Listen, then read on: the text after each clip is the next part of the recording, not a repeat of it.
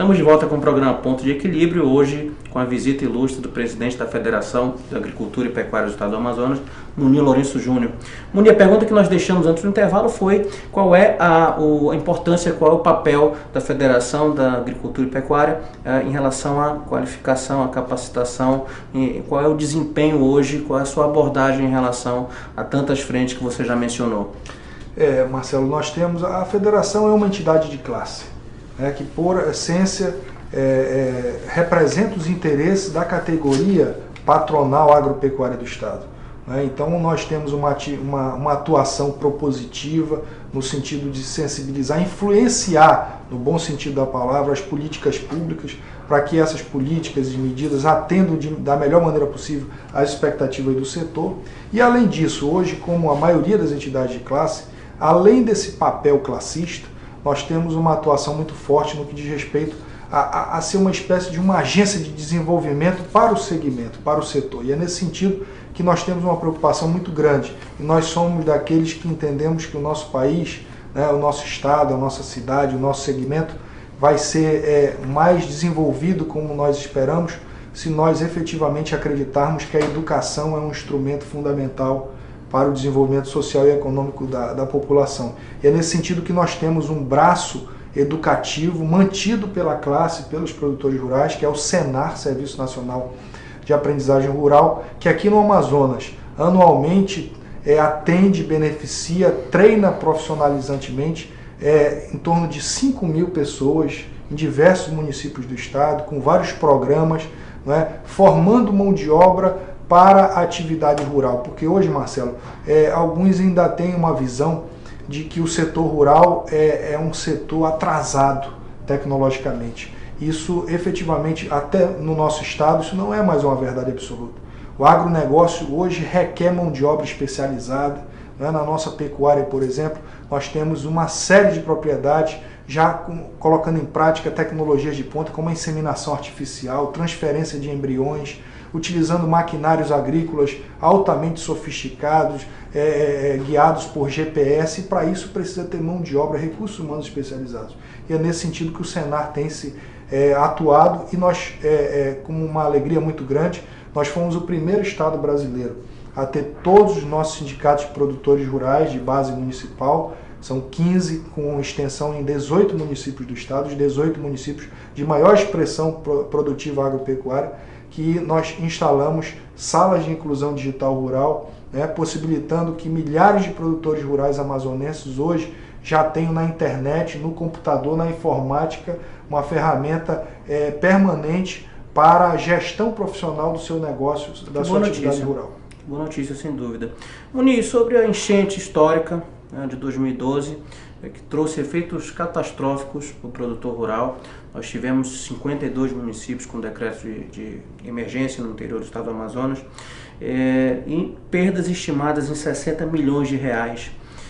O que tem sido feito para reverter esse cenário que trouxe reflexos tão negativos para o setor primário esse ano? Realmente nós tivemos aí um momento que atingiu duramente a atividade rural do estado, prejuízos enormes, milhares de produtores rurais com atividade comprometida.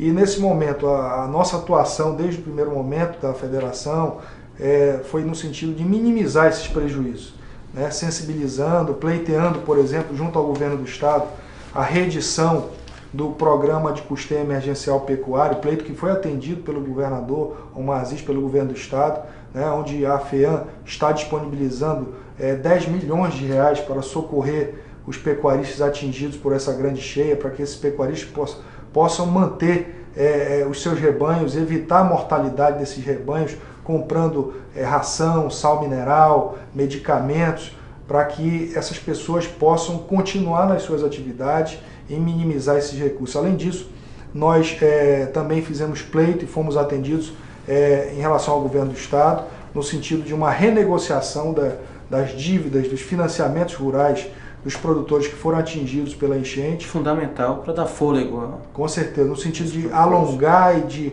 reprogramar os vencimentos dessas parcelas que estavam acontecendo durante esse ano de 2012.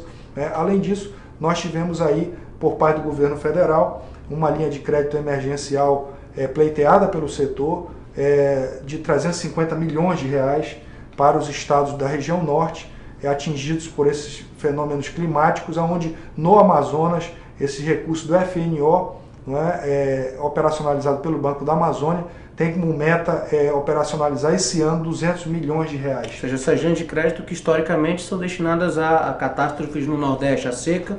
Neste ano houve uma sensibilidade maior por parte do governo federal e recursos foram alocados para suprir essa necessidade. E além imediata. disso, nós conseguimos um feito muito importante a partir de um pleito também da Federação, com apoio da Assembleia Legislativa, do Governo do Estado, sensibilizar o Grupo MAGE, a Hermasa, para aumentar a disponibilização de quantidade da casquinha de soja, do farelo de soja, que são suplementos alimentares para o gado, que nós conseguimos dobrar essa quantidade de 30 para 60 toneladas, atendendo hoje aos pecuaristas de todo o estado do Amazonas, fazendo com que nós não tenhamos um desastre ainda maior de redução de rebanho estadual. Só torcemos para que esses recursos que têm sido anunciados como abundantes cheguem de fato na ponta. Nós sabemos que há uma burocracia, uma demanda por garantias, enfim, muitas vezes o produtor rural não está familiarizado e ele precisa atender a esses requisitos que são legais, mas quero crer que